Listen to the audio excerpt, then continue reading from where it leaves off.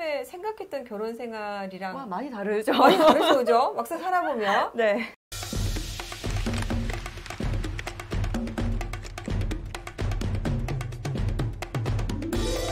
안녕하세요. 양서영 변호사의 상담소, 양담소를 찾아주신 여러분 감사합니다. 오늘은 최지연 변호사님 모시고 상담 나눠보도록 하겠습니다.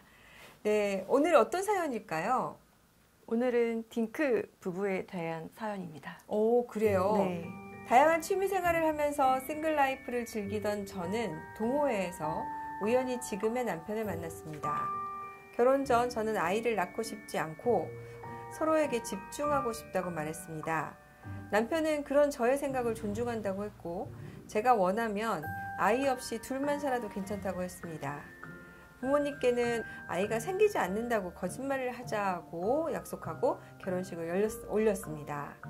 그런데 결혼 5년이 지났을 때 남편은 제게 아이를 가져보면 어떤지를 물었습니다. 저는 아이를 낳지 않겠다는 결심이 확고했고 이제 와서 아이를 갖자고 하는 남편을 보면서 속아서 결혼을 했다는 생각을 하게 됐습니다. 남편은 시댁에서 외동으로 자랐는데 시부모님은 제게 언제 손주를 낳아줄 거냐, 손자가 없으면 우리 집 대가 끊긴다는 모욕적인 말을 하면서 임신을 강요하셨습니다. 그런데도 남편은 시부모님을 말리거나 제 편을 서주지 않았습니다. 저는 마치 사기 결혼을 당한 것 같은 기분입니다. 저의 생각이 너무 다른 남편과 이혼하고 싶습니다. 남편이 어쨌든 약속을 어긴 건 맞는 것 같아요. 네, 그렇죠. 네, 약속은 어겼죠. 그죠? 약속을 네. 어긴 건 맞는 것 같아요. 약속할 네. 때는 진심이었을 것 같고 그런데 이제 사람이니까 또 시간이 지나다 보면 그리고 최 변호사님 어때요? 결혼해 보면 처음에 생각했던 결혼 생활이랑 와, 많이 다르죠. 많이 다르죠, 그죠? 막상 살아보면 네. 우리 이제 사연 주신 분의 마음도 이해는 가요. 내가 마치 시댁에 가면 죄인인 것 같고 시댁에 거짓말을 해야 되고 아이가 안 생긴다고 하니까 스트레스를 좀 받으실 것 같긴 하거든요. 네. 이제 그런데 이 상황에서 만약에 이혼 청구를 했다 이랬을 때 이게 이혼 사유가 될 수 있을까요?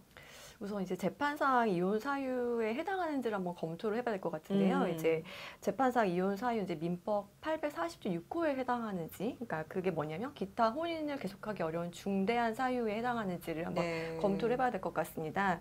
그래서 남편이 이제 결혼 전에는 아이를 갖지 않겠다는 입장이었다가 결혼 후에는 아이를 뭐 갖고 싶다는 이렇게 생각이 변화가 됐는데 이거 사실 가치관이 변한 거거든요. 그것만으로 사실 부부 공동 생활 관계가 이제 뭐 파탄 그러니까 회복을 하기 어려울 정도로 파탄에 이르렀다고 보기도 어렵고 혼인 생활의 계속을 강제하는 것이 다른 일방 배우자에게 참을 수 없는 고통이 된다라고 보기도 어렵기 때문에 사실 이 민법 840조 6호 사유에는 좀 해당하기 어려울 것 같습니다. 이게 이제 아이가 태어나면 인생이 완전히 변하기는 해요. 네. 그러니까 또 여성의 입장에서는 사실 뭐 저희도 아이를 키워보지만 요새는 이제 육아에 동참을 해주는 남편들이 많기는 하지만 그렇죠. 이제 이렇게 시댁에서 이제 부당한 대우를 받는다 이럴 때에는 재판상 이혼 사유 중에 민법 840조의 3호를 좀 검토해 볼 수 있겠습니다. 그래서 민법 840조 3호는 배우자의 직계 가족으로부터 부당한 대우를 받았을 때 혼인을 지속하는 것이 좀 가혹하다고 여겨질 정도의 뭐 폭행이나 학대나 모욕이 있을 경우에 해당하겠는데요.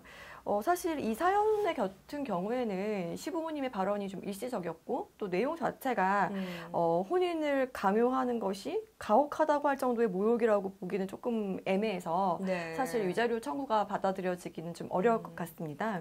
사실 부모님 입장에서 손주가 있었으면 좋겠다는 바람을 얘기하는 것까지 뭐 폭언이다, 부당한 대우다 이렇게 보기는 좀 어려울 것 같긴 합니다. 네. 그래서 실제로 시부모님들이 이렇게 얘기하는 것이 정도나 뭐 횟수, 정말로 스트레스가 될 정도로 자주 하신다. 뭐 매일 전화해서 한다, 뭐 만날 때마다 한다, 뭐 이러면 이거는 좀 부당한 대우가 될 수 있을 것 같은데 이제 뭐 한두 번 정도 이런 의사 표현을 했다고 해서 그것만 가지고 이혼 사유로 보기는 어렵지 않나 이런 생각이 좀 드네요. 근데 그나저나 어쨌든 두 사람이 지금 생각이 다르잖아요. 한 사람은 아이를 가지고 싶고 한 사람은 아이를 가지고 싶지 않아요. 네. 근데 아이를 가지고 싶지 않은 입장에서 이혼 청구를 했어요. 이때 법원은 어떻게 판단을 할까요?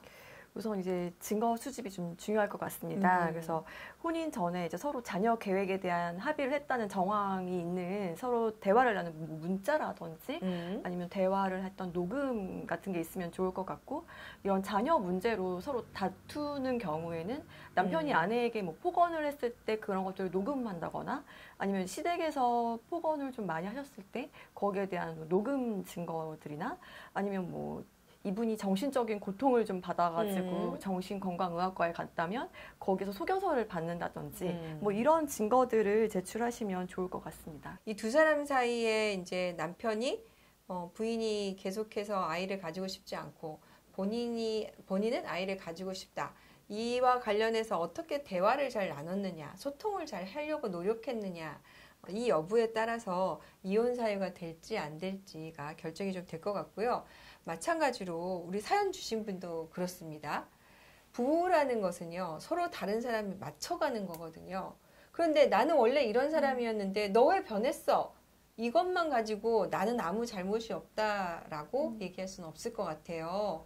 사람이라는 게 변할 수도 있고 생각이 달라질 수도 있는 건데, 거기에 대해서 사기 결혼이다, 넌 날 속였다, 내 편이 아니다라고 비난하는 것은 사실 사연 주신 분도 부부와 사이의 갈등을 해결하는 방법으로서는 좋지 않은 방법입니다. 그래서 이런 부분이 오히려 드러난다면 사연자 분이 유책 배우자가 될 수도 있다는 점을 조금 유의하셨으면 좋겠습니다. 네, 오늘 딩크족과 관련해서 결혼 후 아이를 가지지 않겠다는 약속을 깬 남편, 사기 결혼이 아닌가요? 질문에는 사기 결혼이 아니다라고 답변을 드려야 될 것 같습니다. 네. 오늘 최 변호사님 도움 말씀 감사합니다. 네, 감사합니다. 감사합니다.